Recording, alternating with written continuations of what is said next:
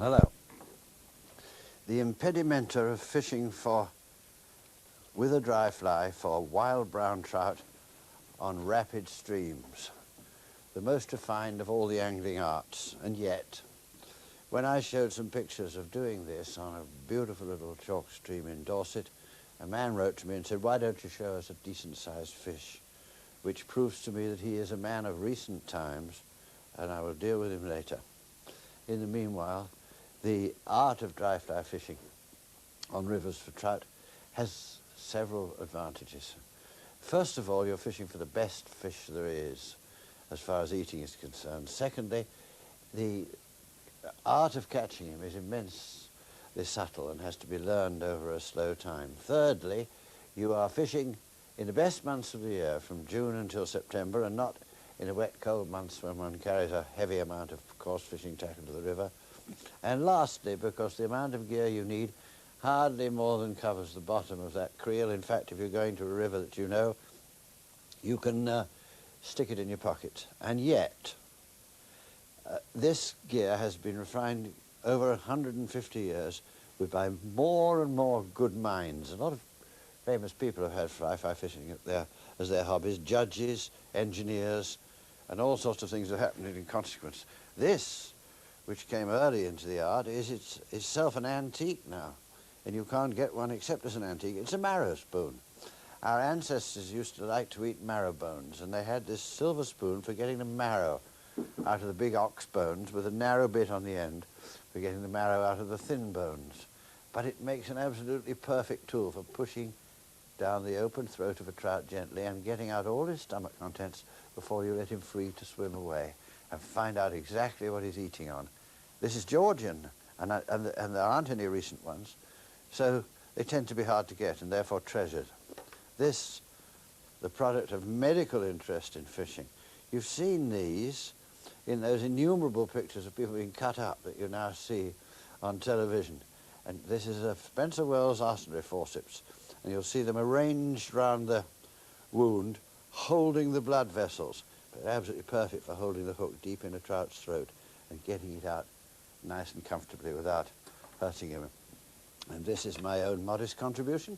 I was travelling in a bus in Yugoslavia, and there was a lady got one of these out of her handbag, took the top off and turned it over and revealed that in the top of it there was a crochet hook.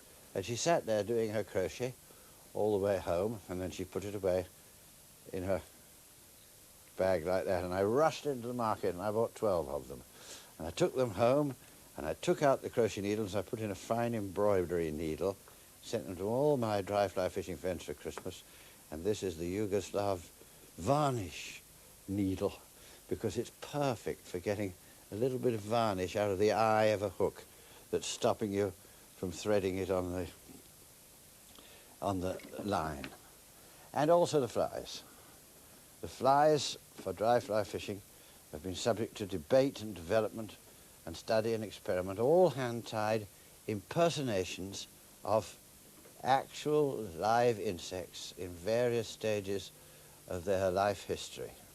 And that's what it was right up to the war. But after the war, in order to extend fly fishing to more and more people, they started to build trout lakes. It became profitable for farmers to own trout lakes. And, of course, a trout in the lake doesn't swim in running water and have to know subtle means of catching moving insects in the current. He swims in still water and he hunts around for his food, rather more like a coarse fish. Not only that, but in order to stock these, they started trout farms and they bred fish bigger and bigger and bigger, up to about 3 pounds. They fed them on pellets right up to the time they went into the water, so that people were catching innocent fish of over 3 pounds on a weekend that actually never swam in natural water until the following Thursday. In order to do this, they produced a gaudy set of flies, which are called still water flies, and they carry all sorts of names and they pursue all sorts of fancies, and they leave behind all the old art. Oh well, see, look at that. This one here is one that's called the baby doll, which many people drag across the bottom. Well, Lord Russell said, and he was a socialist, that you can ruin almost anything if you try and make it available to everybody.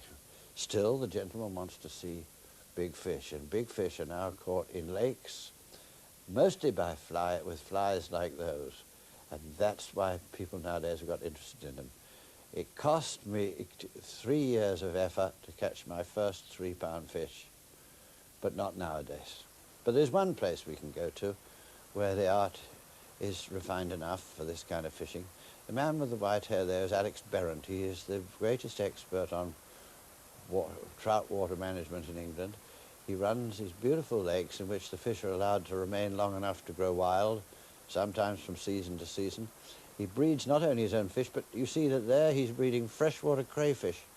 Very difficult art, and that's a female crayfish just about to lay her eggs. So on his water, in company with the other man, we shall try and satisfy this gentleman's wish. The other man is Barrie Wheldon, one of the best fly fishermen I know, and a beautiful expert in the dry fly fishing of which I've been speaking, and once the British casting champion, is on this water with me now, and those of you who understand trout fishing will know that he's not casting normally.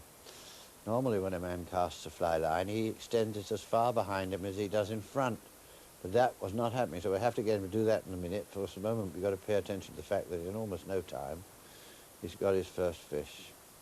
And he's caught it on one of the lightest little fly rods I've ever seen a man fish for big fish with, and he's playing it on the pilot model of the lightest and most beautiful little trout reel I've ever seen. It's made of carbon fibre. It's been developed by Barrie. He talks about the fact that he may market it, but at the present moment he thinks it may be too expensive to market. But anyway, that little light tackle brought in that fellow, and that fellow is well over 3 pounds. So I hope we're beginning to do what was asked of us.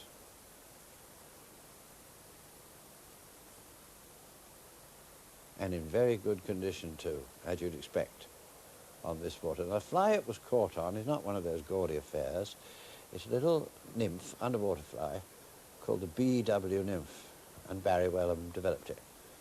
We call it the Barrie Wheldon nymph. He's terribly modest. He says BW stands for brown and white, but we all know it stands in fact for Barrie Wheldon, and he developed it, and he uses it to great effect without having to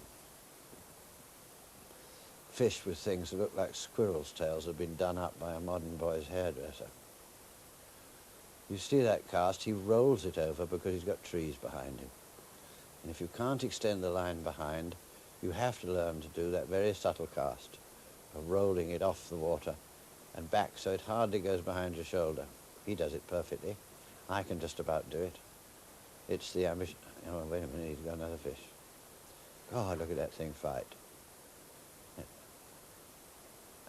And yet he won't fuss it, and he won't feel at all at a disadvantage with that tiny light tackle. But he'll take it exactly the right pace, taking line in as soon as the fish starts to swim towards him, leaving him line to run away with as soon as he feels pressure, until the big fish tire. You can see the glisten of the rainbow trout on his flank there. That's the modern times trout that was imported from the Shasta River in Canada in order to be grown in the fish farms and stocked into still water. Good. Well, he's had a brace from here, and now I've taken over just a bit further along.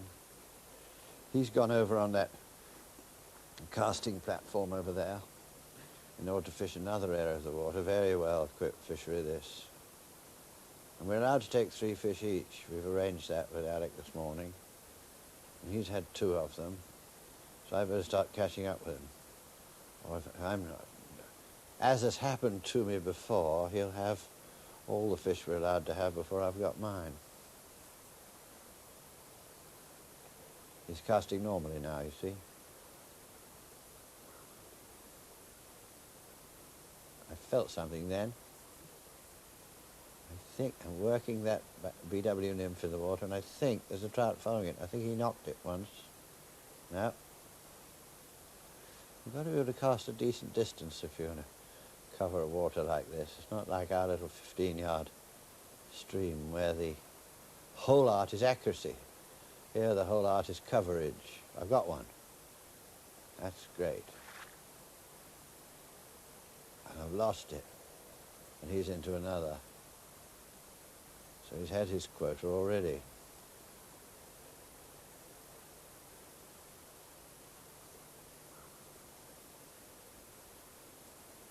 There you are. I can do the roll cast, you see. Not as well as he can, but I just wanted to show you. No point in it here, though. I've got plenty of space behind. Look at it. Oh, well, I wonder if I'm going to get a chance at any. He's hustling this one a bit. I think it's a bit lighter. Yeah, it's still a big fish, but it's still a bit lighter than the other by the way he hustled it in.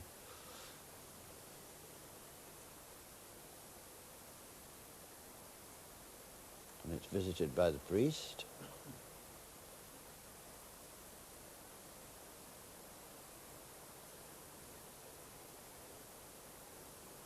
Well, that shows you how quickly, there's the nymph, a number of big fish could be caught, but I can tell you something, that Barrie Wheldon, much as he loves this very beautiful lake fishery, would just as soon or sooner be on the little chalk stream with me, fishing.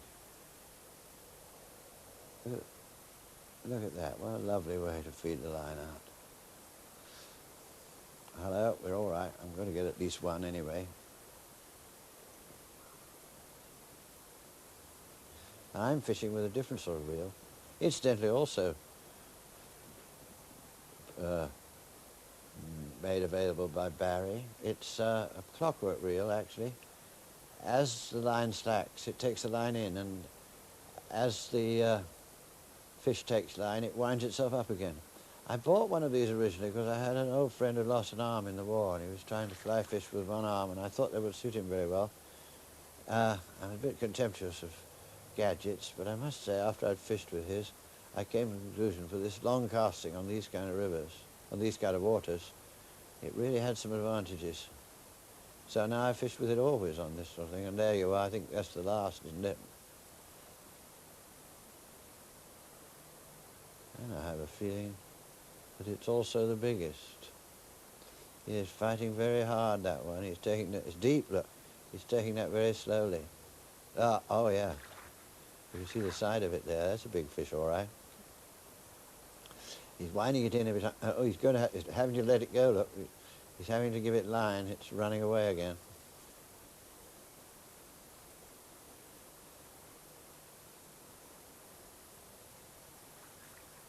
Oh, there you go. He's like a blessed salmon.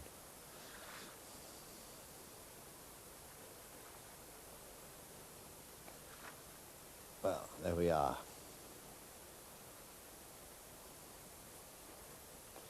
Well, that's our quota of fish.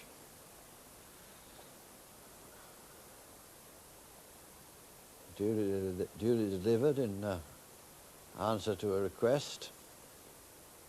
Wouldn't have gotten anything like that pace if it hadn't been for him. There you are. The 6 fish that we were allowed, and the smallest of them is 3 pounds, and the largest of them is over 5. So how about that? But, just for good measure, 2 or 3 years ago on this water, Barrie caught a fish which was nearly 13 pounds, and they drew that line round him when they took him into the bank. How about that then?